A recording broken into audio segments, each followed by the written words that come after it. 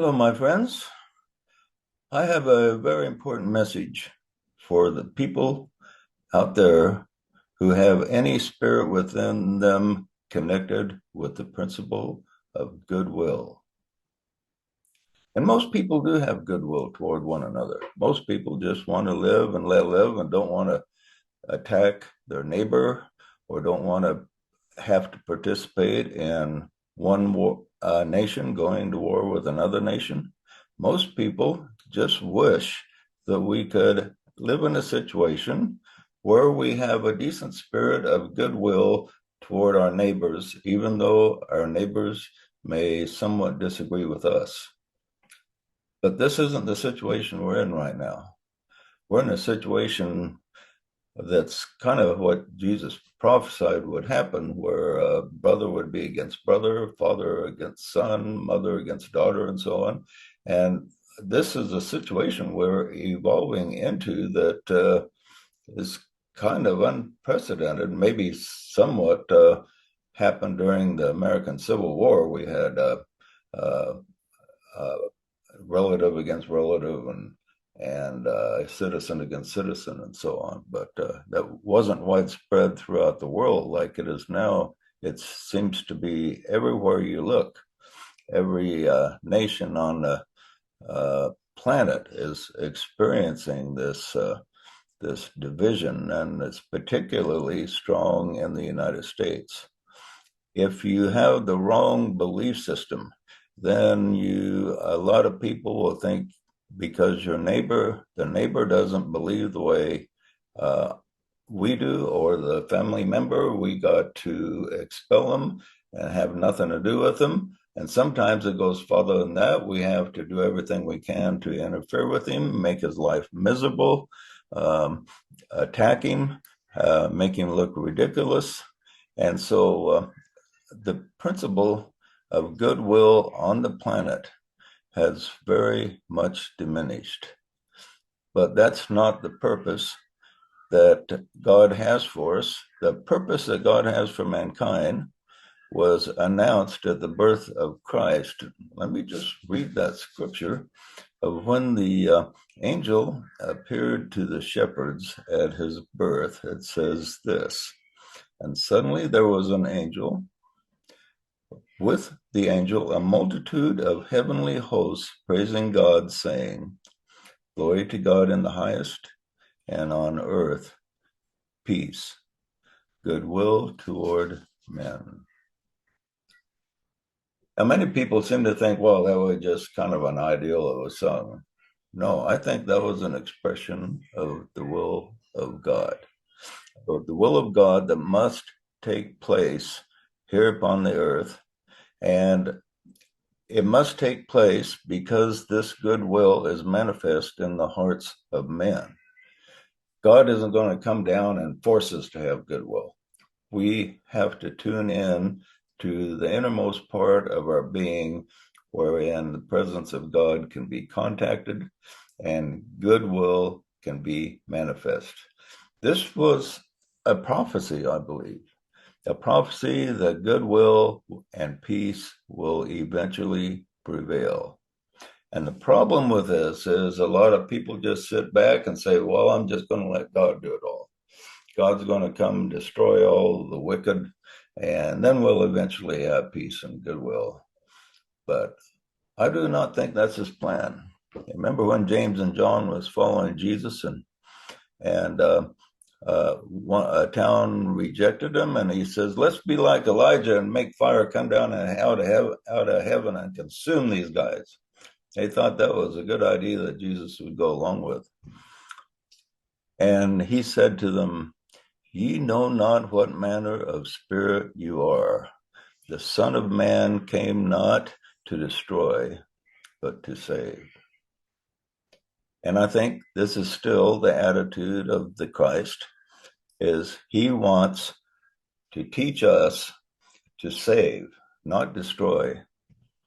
And what is a saving grace for mankind is the principle of goodwill that resides in the hearts of most of mankind. Almost everybody has a spirit of recognition of the importance of goodwill within them. They recognize that, but then in demonstration, they don't do it. And they think, well, this guy has the wrong belief system, so I'm going to I'm going to make his life miserable because he deserves it. Okay, well, that's the wrong attitude. That's not the attitude that was expressed by the Christ. But the Christ said this in Matthew 5, chapter 5, he says this: You've heard that it hath been said, Thou shalt love thy neighbor, and hate thine enemy. But I say unto you, love your enemies, bless them that curse you, do good to them that hate you, pray for them which despitefully use you and persecute you, that ye may be the children of your Father which is in heaven. For he maketh the sun to shine on the evil and on the good, and sendeth the rain to the just and the unjust. For if you love them which love you, what reward have ye? Do not even the publicans do the same? And if you salute your brethren only, what do you more than others? Do not the publicans do even this? So he makes a really great point here. He says that, if a Christian, for instance, just loves Christians, or a Buddhist, Buddhist, and so on, then they aren't any better than anybody else. So they're saying that their religion is more refined than theirs. So if we think Christianity is better than another religion or no religion, yet we only love people that worship Christ the way we think should be done, then he says we're no better than anybody else. We have to love those who even hate us. We have to have goodwill toward all men. And goodwill, you notice the song of the angels had goodwill linked to peace. Goodwill is the energy, the path that brings us to peace. Reminds me when I was a salesman selling advertising a long time ago. I called this one guy in particular, and he was very rude to me.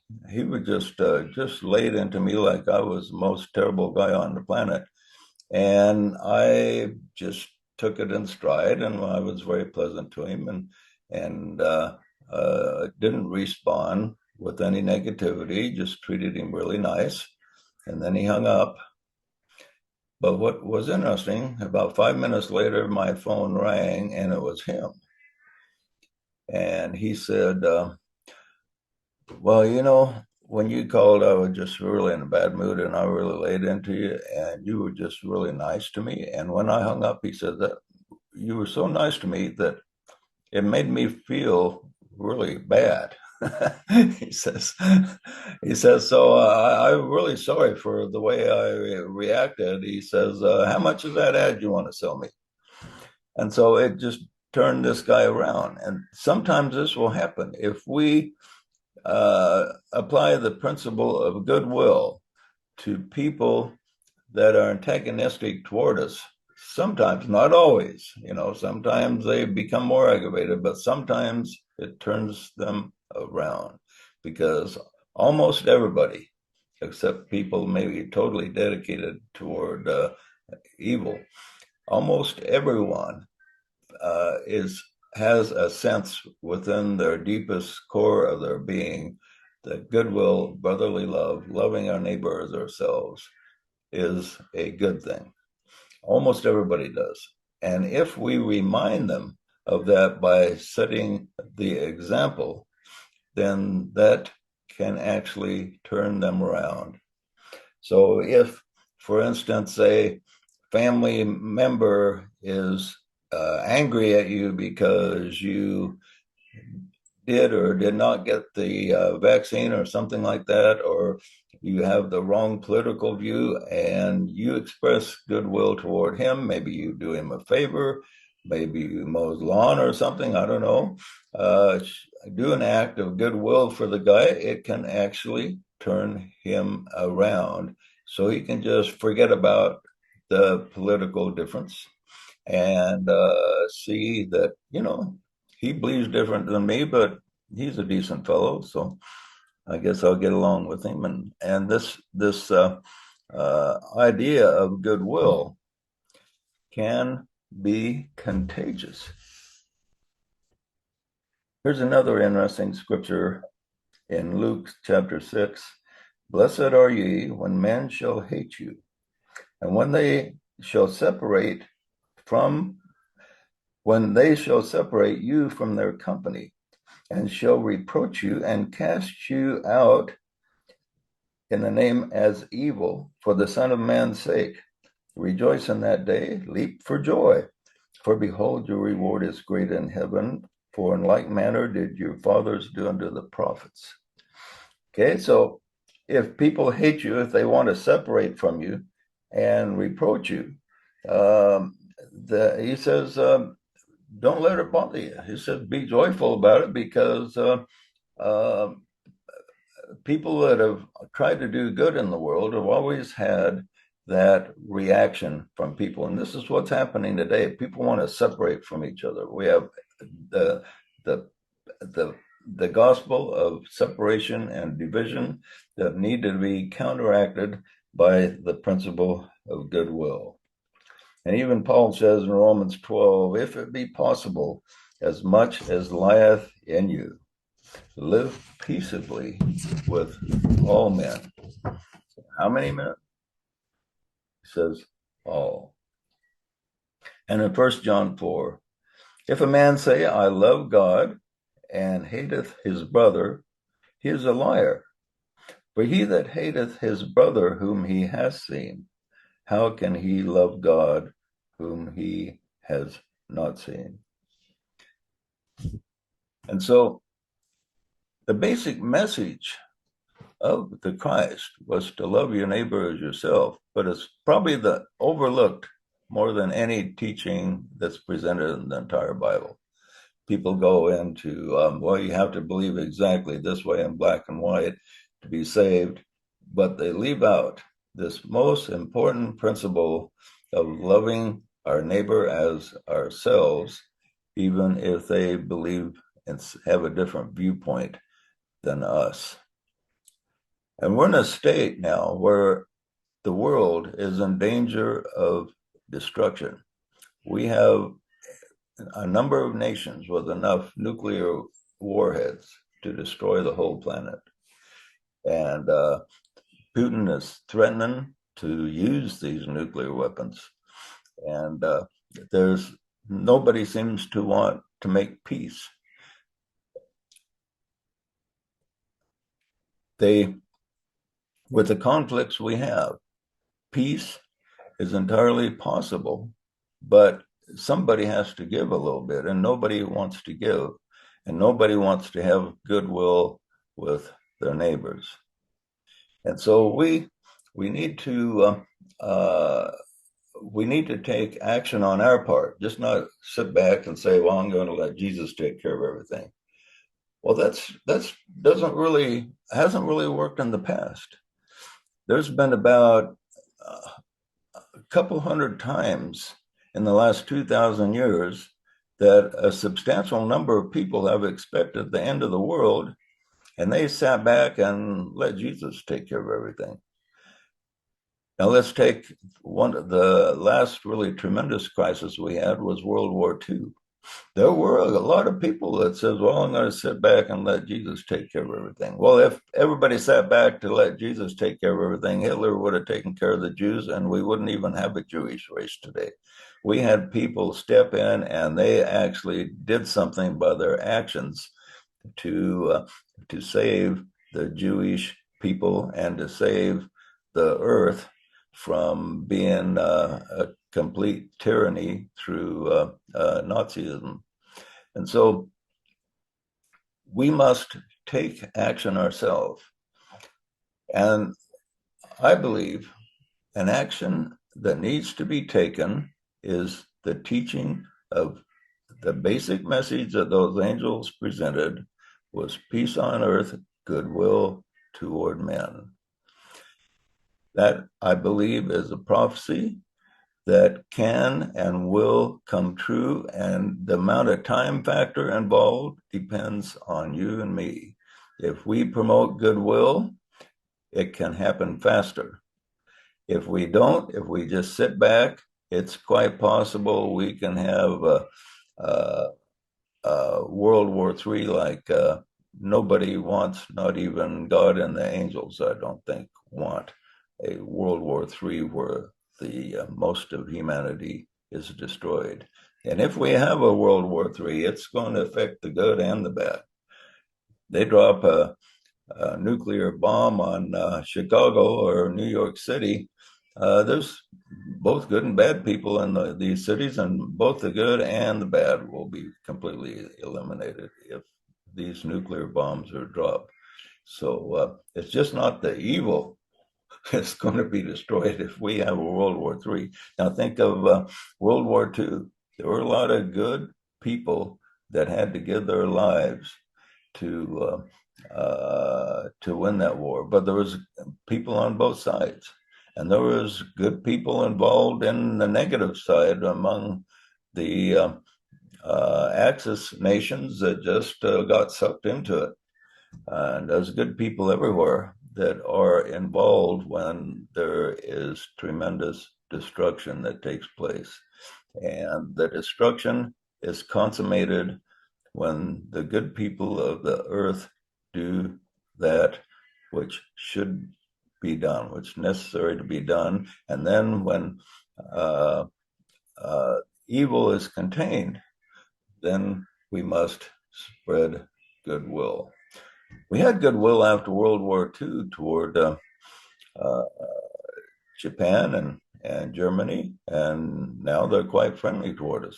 If we'd have just treated them really bad, like this was a problem after World War One, the nations were treated Germany really. They wanted a pound of flesh out of Germany, and they made them pay a lot of reparations. And they had a big grudge against the rest of the world, and Hitler took advantage of that, and it come back to bite us. After World War II, we we expressed goodwill toward the defeated nations, and now they are our allies rather than our enemies. And this can happen with us. We can turn the people that's represents things against goodwill into friends. And this is what we need to do. We need to end the division. And toward this end, we've created a what we call a Declaration of Goodwill. We put together this declaration, and it's worded in such a way that I believe that 90% of the people that hear it or read it will think, that's good. I agree with this. But, 90% of the people out there do not express goodwill in reality. They may think, yeah, goodwill's nice, but boy, my neighbor, he's a really terrible guy, and I'm going to avoid him, or I don't like him. Okay, well, that's not the way to go. We need to really follow that principle of goodwill. So we've put together this principle, this declaration of goodwill, and we recommend that if you agree with it, that you go to our Facebook group page and acknowledge that you agree by joining the group. It doesn't put you joining the group doesn't put you under any obligation to do anything outside of it. Acknowledges that you agree with the principle of goodwill by having your name associated with this group. And then we encourage you to get friends to come and join with this, so we can get a large number of people agreeing with the principle of goodwill. This also provides us with an avenue for us to communicate ideas with the group members as to what can be done to promote this principle of goodwill. Because what it can do, it can actually embarrass these people that are against goodwill. Who's against goodwill? You would think nobody would be. But by their actions, we see that many people are really against goodwill right now. But what they need to be is reminded, like that guy that laid into me on the telephone. They need to just be reminded what goodwill really is and the power behind it. And then they can be stimulated to say, to think within their minds, this division we're having isn't really good. It'd be, if we could just accept people being different from us as normal, the way kind of we used to, then we can have a much more peaceable planet. If individuals have goodwill toward each other, it will eventually spread toward where nations will have goodwill toward other nations. When the majority of a people in a nation embrace the principle of goodwill, they will not want to go to war. They will not want to destroy. They will not want to steal land from another nation or dominate another nation. They will just want to live and let live and acknowledge that the coming of Christ, before he comes in the clouds of heaven, he has to come in the hearts of humankind. I believe he must come in our hearts first before he comes in the clouds of heaven. So we must open up our hearts toward goodwill, loving our neighbors as ourselves. And with that said, I'm going to present this principle. I've gathered together some friends and we're put together a montage of saying it together as a unified group. And we invite you to join with us and to spread this as far and wide as possible and join our group. And I'm going to give you some links associated with this. And in the comment section, I'm going to give the text of the Declaration of Goodwill. By spreading this, we can penetrate the conscience of individuals and remind them of the song of the angels, peace on earth, goodwill toward men.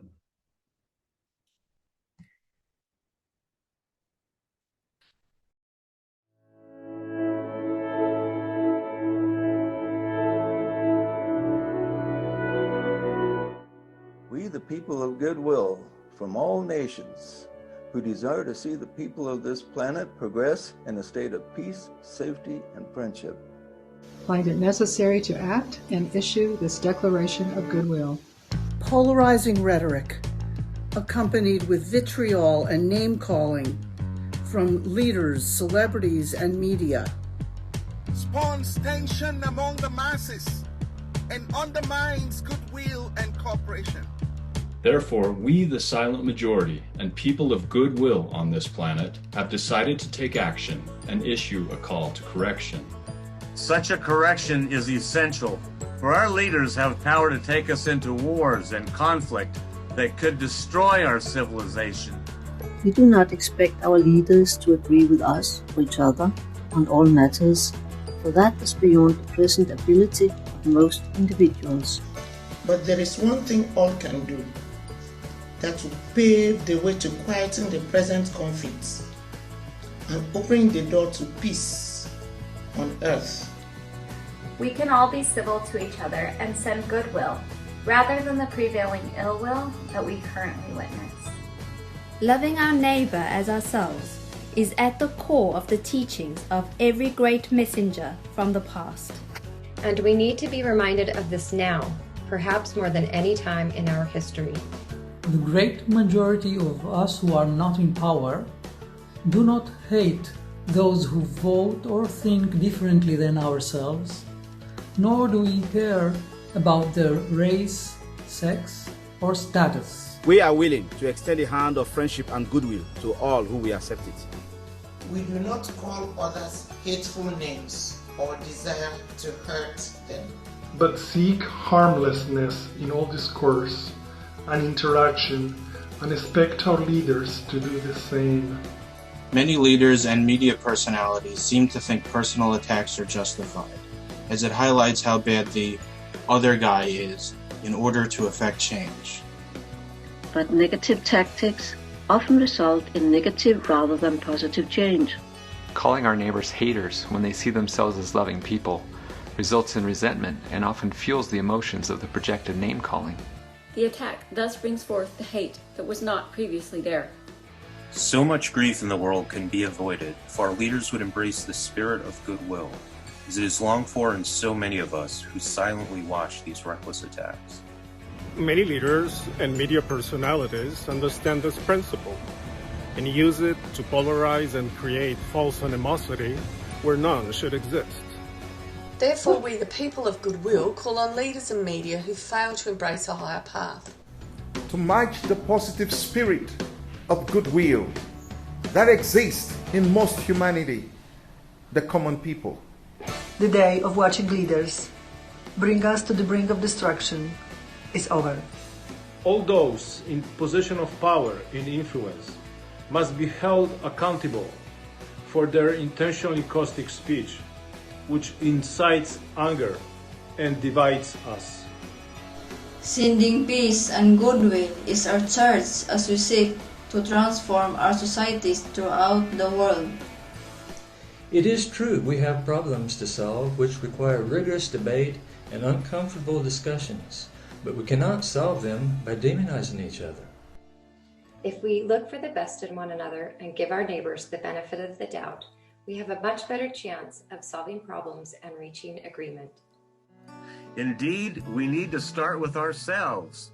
If each of us does our part to extend goodwill and friendship to all and encourage others to do the same, the world will be healed, and we can safely enter into a new era of peace and goodwill.